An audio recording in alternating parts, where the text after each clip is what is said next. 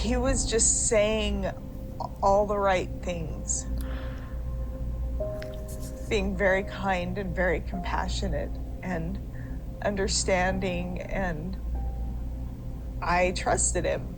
This is my recap and reaction to Sister Wives Season 10, Episode 1. The episode is called Catfish Fallout, and it's the one where Meri opens up to the family about being catfished in therapy, so it's a good one.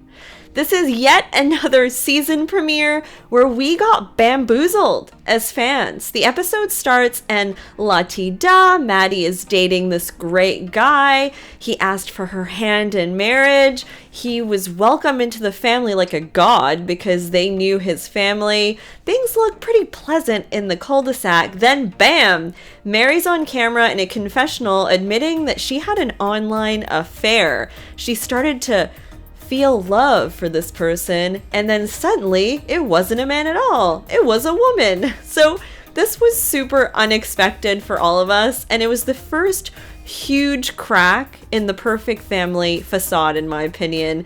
It was like, whoa, whoa, whoa, what is happening here? At this point, I'm thinking how things probably were much worse between Meri and Cody than we knew, and that was hidden from us, the viewers, for a while. Meri later said that Cody had abandoned their marriage years and years and years before the catfish. She said that she had tried to tell the family about the catfishing incident in Alaska when they were on vacation, so the season finale of the last season, but couldn't get it out. Actually, she ended up saying she couldn't get it out. Actually, she ended up just saying something cryptic about not knowing what to do in Alaska. And it was just not her best clear moment, but she ended up telling them off camera. And we immediately cut to Madison's her thriving love life. She's back from seeing Caleb for a few days, and she's engaged, and everyone's super excited. She was the first child in the family to ever get engaged, so they're immediately talking about venues in northern Wyoming. Cody wants to take a fishing trip with Caleb to see venues. Whatever Maddie wants, basically. Robin is at this point super pregnant with Ariella, actually, and her storyline this episode is that she wants to have Solomon and her newborn sister share a room. And Garrison feels like this is a terrible idea, and I guess Garrison was always opinionated, but I agree. I don't think a newborn should share a room with anybody. Just saying, they're constantly waking up, crying, fussing. I mean, how is this even being considered? I don't even know. And then Maddie, meanwhile, is literally planning her exit strategy from the cul-de-sac. She already has rented a house where Caleb lives like 16 hours away. She's packed up her bedroom. Caleb is showing up with flowers to pick her up and move her out. And Cody is just so obsessed with Caleb, it's obnoxious and kind of awkward.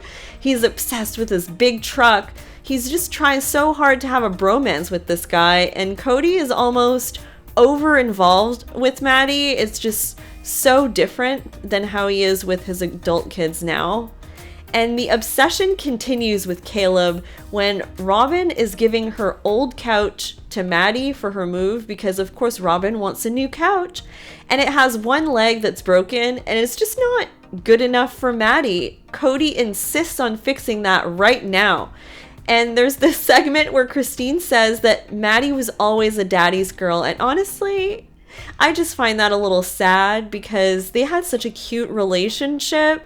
And now they're very distant. Things are so different now between Maddie and Cody, and that sucks. There's also more Robin storyline where Ariella was breached, and then they went to check, and now she's ready to go for the home birth. Of course, Cody just seems like this attentive, amazing man in this episode. And now we're back in Vegas, and it's time for Meri to face the music. The family have invited Nancy to sort things out for them, and Meri's going to open up about everything.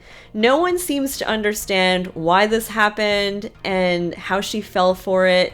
But Nancy says that the first thing she says is, "Meri, you had plans to talk to the family in Alaska. How did that go?" You know when someone asks you a question and they already know the answer? It just went badly, Nancy, okay? It just went terribly in Alaska. Meri just says her brain was jumbled up and she couldn't tell them. And understandably, I mean, it's hard to bring that up. And she was really cryptic at the lunch in Alaska, telling the family, don't be surprised if I'm up and gone. There were just a lot of question marks.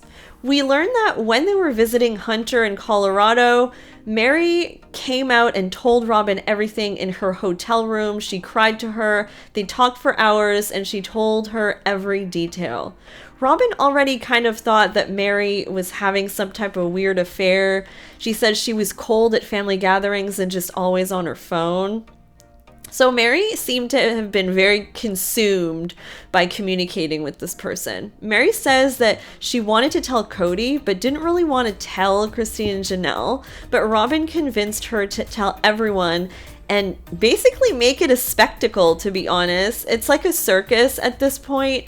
And, you know, the weirdest part is that Cody blames himself in the episode for not trying to be closer to her and let her know that he didn't think that those were good friends. He says, that was my mistake.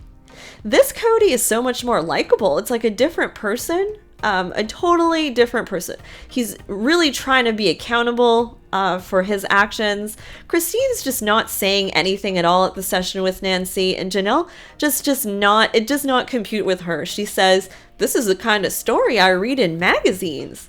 And she's just too pragmatic. She doesn't understand how Meri could have fallen for this at all. Janelle says that the Meri I know would have told them to take a flying leap. That's the Meri I know. But I don't know. Apparently, it was the threats that really scared Meri, apparently. I mean, from what I've heard from the Catfish incident, they probably actually had things to hold over her head. So I'm sure stuff coming out was petrifying for Meri, and that's probably how they got her. But Nancy's just writing everything down super quickly, looking at her paper, and probably making good money at this point. It looks like she said like one thing. She talks a little bit more later, but I mean, Nancy was not really giving so much advice in this session. Meri says that the Catfish started questioning her religion, and she prayed about it, and connecting with God made her realize what she wanted, and it actually, weirdly enough, validated her religion. Then Cody confronts Meri about her telling him not to come over anymore, and how when he was over, she was on the calls with these people that duped her, and he felt like they became more important than him. In this moment, actually, I feel bad for him. I mean, he has the full right to be mad. Let's admit it. This was, I think, an emotional affair. I mean, imagine having your husband home and you're on the call with like other people you're in love with or whatever. And Meri just keeps blaming how she was just brainwashed. I think definitely Meri was a little bit brainwashed, or I don't even understand, similar to Janelle, like how she fell for it. But we also live and learn, and I think we were naive to think at that point that Cody was treating her well. I can't exactly relate to being one of 4 wives and not getting any love, while other wives are. She was clearly extremely vulnerable, and vulnerable people make stupid decisions sometimes. And so I hope you enjoyed my recap of this important episode in Sister Wives history, Season 10, Episode 1. Join me for more videos soon. Bye, guys!